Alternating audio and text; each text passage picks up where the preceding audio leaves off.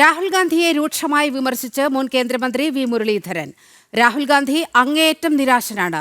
തനിക്ക് പ്രധാനമന്ത്രിയാകാൻ കഴിഞ്ഞില്ലെങ്കിൽ ഈ നാട് തന്നെ തകർന്നാലും പ്രശ്നമില്ല എന്ന തരത്തിലേക്കാണ് രാഹുൽ ഗാന്ധി ചിന്തിക്കുന്നതെന്ന് മുരളീധരൻ വിമർശിച്ചു. രാഹുൽ ഗാന്ധിയുടെ പ്രശ്നം, രാഹുൽ ഗാന്ധി അങ്ങേയറ്റം നിരാശനാണ്. കാരണം കഴിഞ്ഞ 3 തവണയായി രാഹുൽ ഗാന്ധി പ്രധാനമന്ത്രിയാവാൻ ശ്രമിക്കുന്ന ഒരാളാണ്. പ്രധാനമന്ത്രി പദം തൻ്റെ ജന്മാവകാശമാണെന്ന് വിശ്വസിക്കുന്ന ഒരു കുടുംബത്തിലുള്ള അംഗമാണ് രാഹുൽ ഗാന്ധി. അത് ഇന്ത്യയിലെ ജനങ്ങൾ അംഗീകരിക്കാത്തതിൻ്റെ നൈരാശ്യം, ആ നൈരാശ്യം രാഹുൽ ഗാന്ധിയെ എത്തിച്ചിരിക്കുന്ന ഒരു സാഹചര്യം.